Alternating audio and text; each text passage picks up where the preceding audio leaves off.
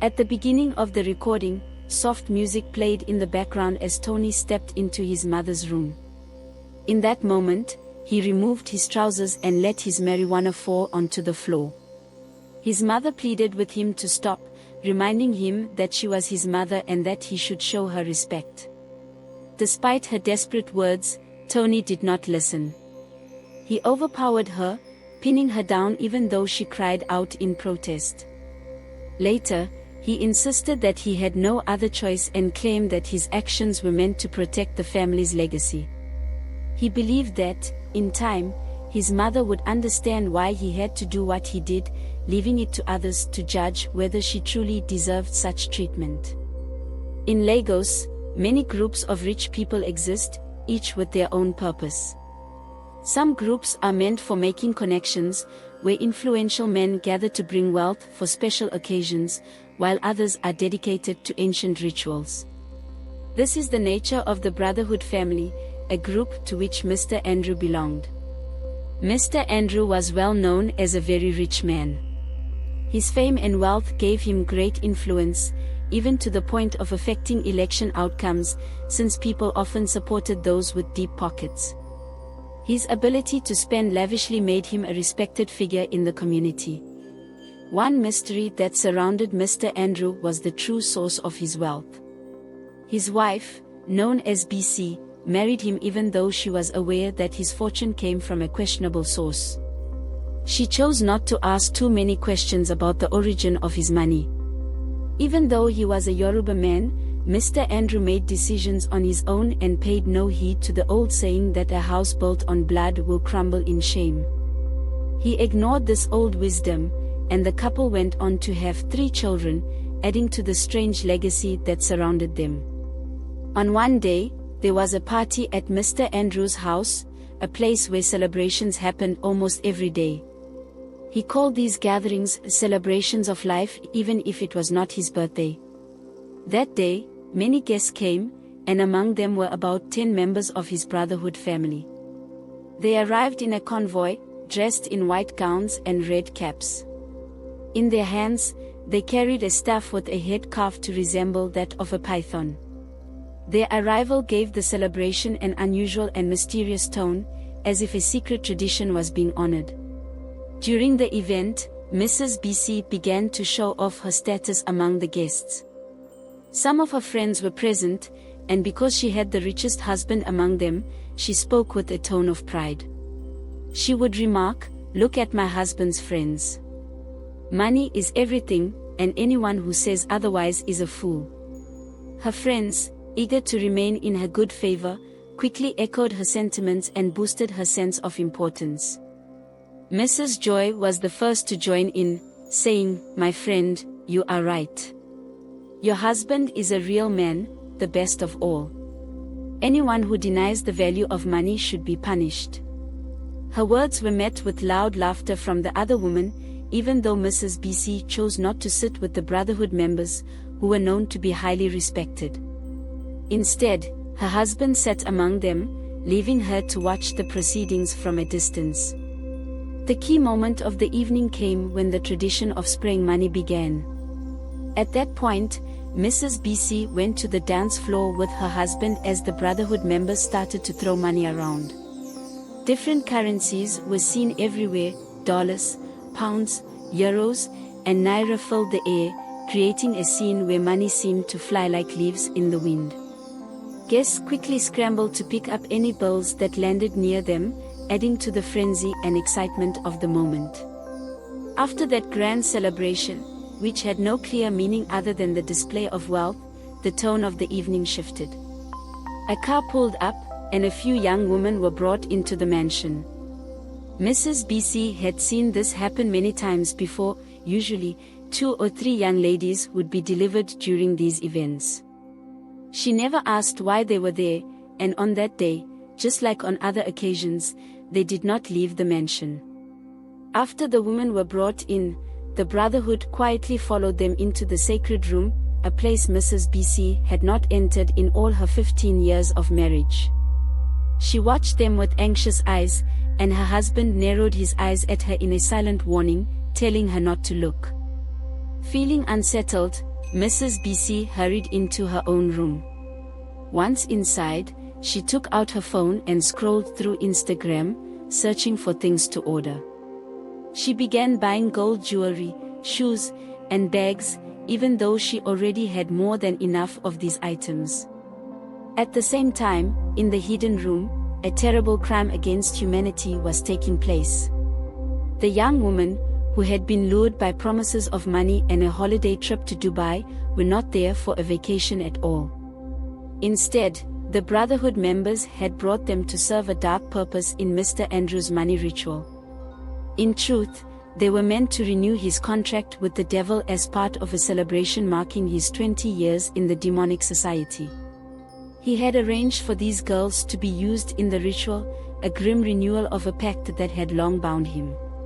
Before the girls could understand what was happening, they were quickly overwhelmed by a strange charm that left them feeling numb and unable to resist. They watched helplessly as one of the Brotherhood members plunged a dagger into one girl's neck. He collected her blood in a small cup and carefully poured it over a carved idol that stood in the corner of the room. He then repeated this horrifying act on the other girl. When the ritual was complete, the Brotherhood members began to sing a celebratory song.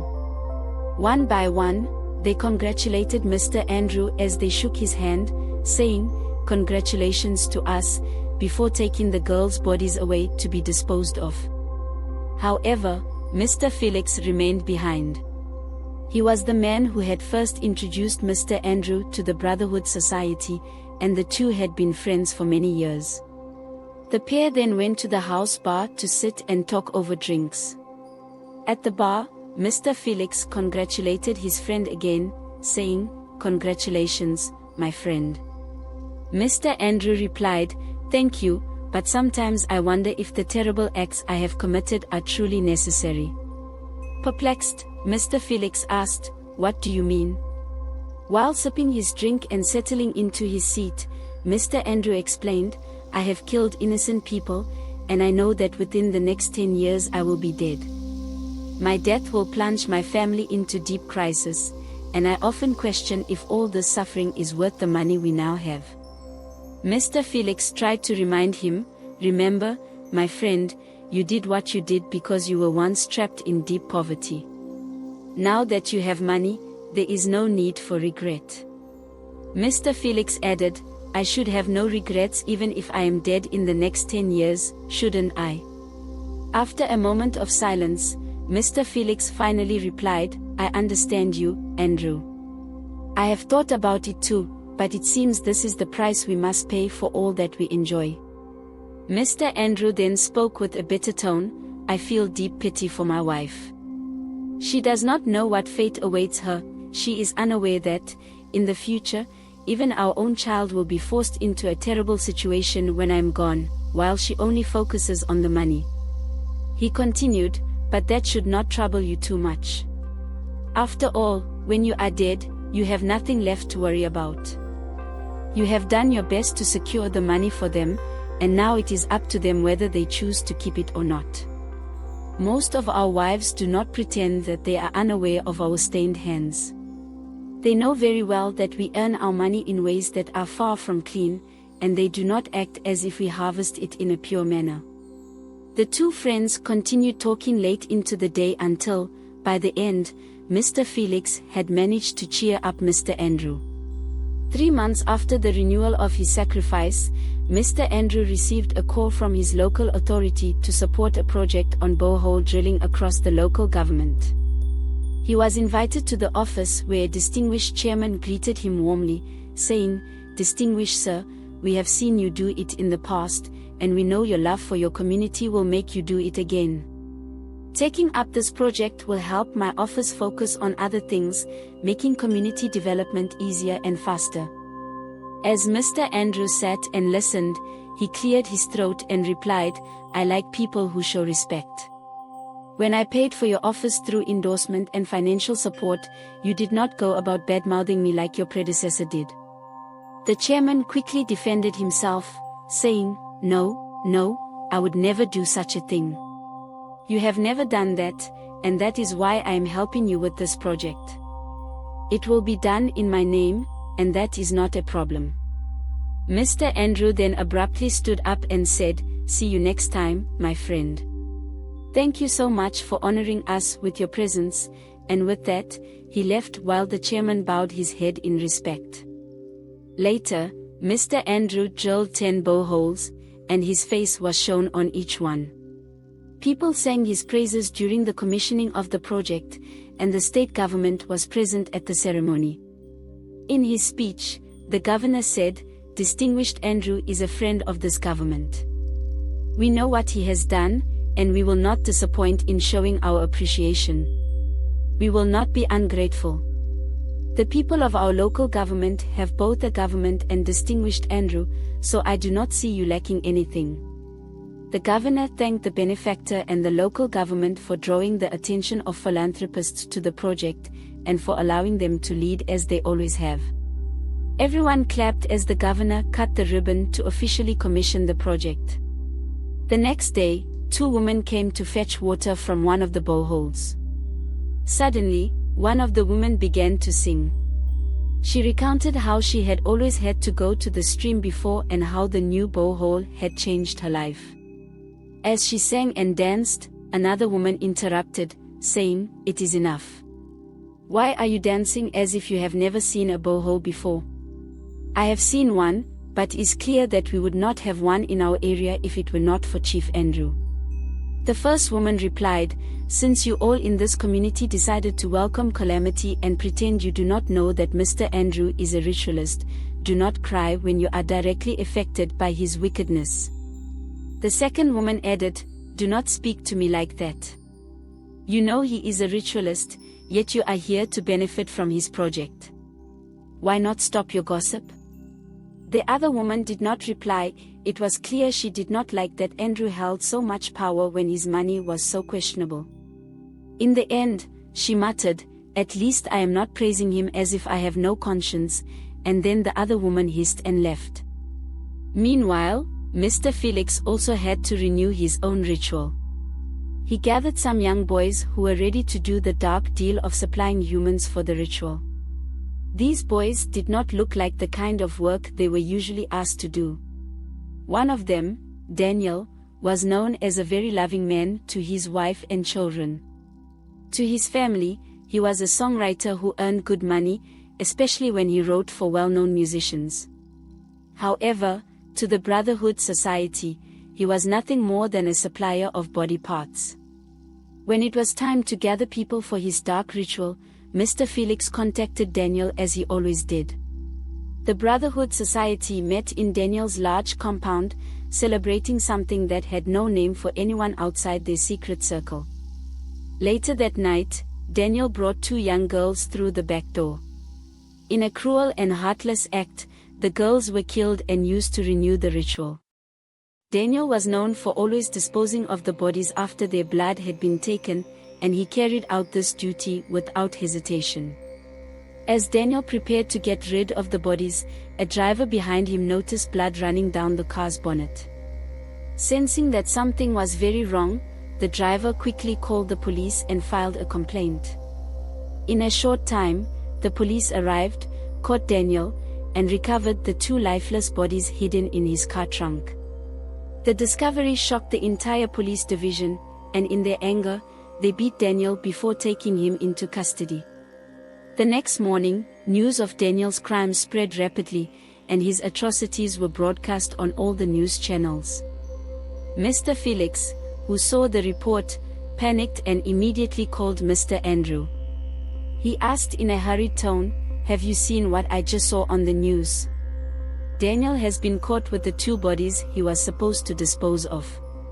I hope that when he is tortured, he does not start revealing our secrets." Mr. Andrew replied calmly, "That is indeed a serious matter, but I am sure Daniel knows better. We must get him out quickly, for even a strong man like him might start spilling secrets when these harsh police torture him. Please begin making calls immediately. I trust in what your connections can do." Without wasting any time, Mr. Andrew began to make his own calls. He phoned the local government chairman, greeting him warmly with, "My boy, how are you? The chairman replied, "I am fine, distinguished sir. To what do I owe this honor?" Mr. Andrew explained, "I want you to get your DPO in order. I have an interest in the case of one Daniel who was arrested in connection with human bodies." The chairman accepted this and later added his agreement. Knowing that the case was attracting public attention and that he needed to act fast, Mr. Andrew then called the state governor. The governor, who was very responsive, was not surprised by the request. Instead, he said, "If you do not have trusted people to manage this properly, I can link you with a group that does the job cleanly." Mr. Andrew thanked him and said, "Thank you, my friend. I look forward to your swift help." Soon after these calls, Daniel was released. News outlets then began to report a different version of events. They claimed that Daniel had not actually been arrested with the bodies, instead, he had been seen at the scene of an accident. Since he was the only one there, suspicion had fallen on him, but further investigation cleared his name, as confirmed by a police spokesperson. In this way, Daniel was set free. Meanwhile, Daniel's family was already suffering the anger of the community. Neighbors stopped talking to his wife and openly pointed fingers at her and her children. They avoided her, and even her children were kept away from school because of the shame attached to their father's actions. One evening, Daniel's wife went to a nearby store to buy food. As soon as the food seller recognized her, she began to run away while shouting, "Oh, it is the wife of a killer. What do you want from me?" Despite the harsh words and the community's scorn, Daniel's wife pleaded, "Please, madam, I only want to buy some food. My children are very hungry." The woman at the store, overcome with anger and bitterness, retorted, "Is it not better to let them die of hunger than to watch them grow up to be killers like their father? Or are you trying to create a community of killers? Do you really want your family to bring harm to all of us?" Daniel's wife had to leave at this juncture, and people looked at her with deep disdain. One woman, curious about why any woman would choose to marry a killer, walked up to her and accompanied her for a short while. "Thank you, Ma," Daniel's wife, the woman said softly, hoping that by being with her, she could help shift the attention from the glaring eyes and whispers surrounding her. "You are welcome," came the quiet reply. Then the woman asked gently, "But why did you decide to marry a man like that? You knew he was not involved in normal business, yet you were busy enjoying his money. With that, you cannot really say you did not know he was into hideous business." At these words, Daniel's wife began to cry, her tears turning into loud wails that shocked everyone around them. The woman who had asked the question continued, explaining that she had never known him to kill, all she had known was that he was a successful songwriter. "I was given in marriage to him because he seemed responsible and well-to-do. My family even investigated his interactions with singers and saw that they paid him. We trusted the process, and this is not our fault," she said with a tremor in her voice. That day, the woman and her children packed up their belongings from the house that had been built for them. She took all the money she could find and sold any properties she owned, leaving for another state in hopes of starting a new life. A day after Mr. Andrew had made his calls, Daniel was released, though the marks on his body showed that the police had not treated him lightly. Upon his release, Mr. Felix called him, saying, "I trusted you would keep your lips sealed. I heard they tried everything they could to make you mention names." Daniel replied, "Honestly, they did try, not just with me but with the whole Brotherhood family gathered at your house. Still, I knew you would come for me, and I am grateful, my lords." Bowing his head, he acknowledged the unspoken support. Mr. Andrew then declared that they were in the mood for celebrating him and called for someone to bring a glass of wine. Daniel drank the wine and almost immediately realized something was terribly wrong. He could not speak as he clutched his belly in severe pain. Despite his suffering, the Brotherhood members continued their eating and drinking until Mr. Felix remarked, we like business associates who do not bring us trouble. That is why we have worked with you for so long. But now that your identity has been exposed, you are of no value to us." At that moment, two men in suits stepped forward, quickly carrying Daniel away. They intended to use him for another ritual, as the dark practices were far from over. As the years passed, Mr. Andrew himself grew older and eventually agreed with his spiritual leader that he would submit his own life to society. It was to happen on his 60th birthday, a thought that filled him with both sadness and a strange relief. Despite the sorrow he felt, he smiled when he thought of his children, who would continue to live in luxury after he was gone. He hoped that they would have the wisdom to offer the sacrifices demanded by his spiritual leader. Mr. Andrew's 3 children, Tony, Naomi, and Felicia, had been spoiled by wealth. They attended parties every day and often hosted these gatherings at home.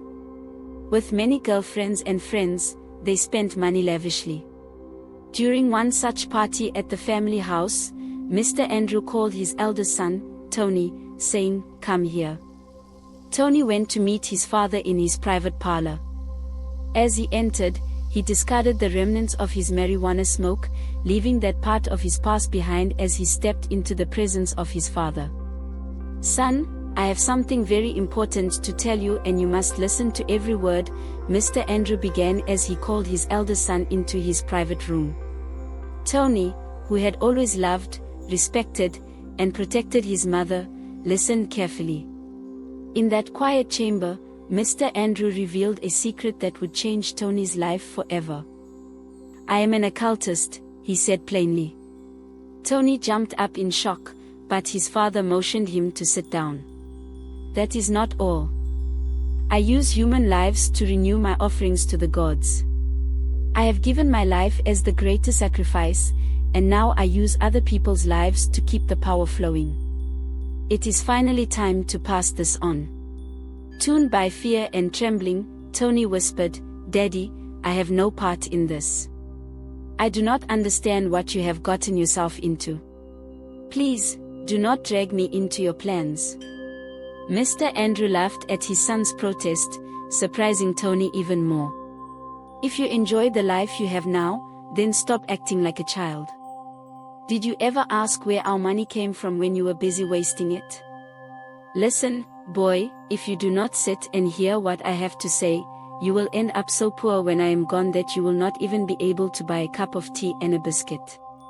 Do you understand the level of poverty I have described? It means even the beggars on the street will have more than you." Hearing this, Tony sat down slowly. "What do you mean when you say you gave your life as the ultimate sacrifice?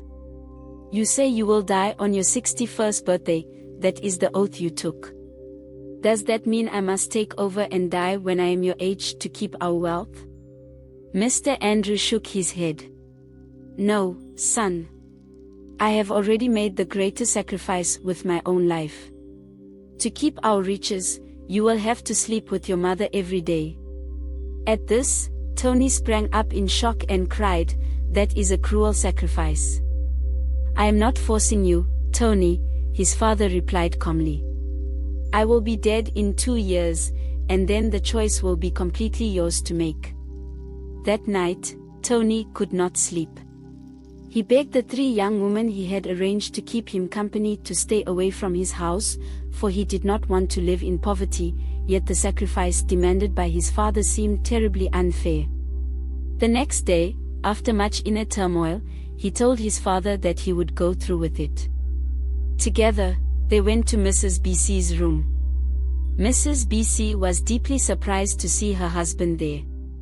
After 28 years of marriage, she could count the number of times he had entered her room. "Chief Tony, sit down," Mr. Andrew said as they all took their seats. For the first time, Mr. Andrew admitted to his wife that he was an occultist. In a burst of anger, he shouted and cried, "Do not provoke me." He said, "Tony might be able to pretend that he does not know, but not you. You have always known but chose to ignore it. Where do you think all our money comes from?" Mrs. BC pleaded, I did not know, Chief. I truly did not know. And why are you telling me this now? Mr. Andrew explained that he would be dying soon and that if they still wished to be rich, their son must sleep with her. Though Mrs. BC was known to be greedy, this request was something she could not accept. Shock and horror filled the room as she called her husband by his name for the first time. "Over my dead body," she cried. "Will I ever allow the son I gave birth to sleep with me?" Mr. Andrew's voice was firm as he replied, "The decision is not entirely yours to make." Turning his eyes to his son, he demanded, "Tony, do you really have the heart to sleep with your mother?" Tony looked away, and his mother, with tears in her eyes, held her head in despair. "My son, you must sleep with me if you want to remain rich," Mr. Andrew said bluntly. "Mommy, I am not the devil. You knew who Daddy was, and yet you married him and brought me into this life of luxury and love. How can you blame me if I want to keep it?" Mrs. BC began to cry uncontrollably, making it clear that she would never agree to such a demand. The elders of their dark society tried to persuade her, insisting that the first ritual of this nature between mother and son should be completed before Mr. Andrew passed away, but she refused. She was shocked at how the love of money could drive people to madness. "I refuse," she said, and left. 1 year before Mr. Andrew's birthday, it was finally decided that the sacrifice must be carried out. The conspirators slipped a substance into Mrs. BC's drink so that she would not be aware of what was happening to her and would lose control of her body. They took her to Mr. Andrew's secret room and stripped her naked, while her son was only wearing boxers. All the members of the Brotherhood took part in the ritual, treating it as just another day of carrying out their dark practices. They all began the ritual while Tony was forced to follow his father's command to sleep with his mother. If you were in Tony's shoes, would you sacrifice everything for wealth and obey such a terrible command, or would you break free and choose to live a life of poverty?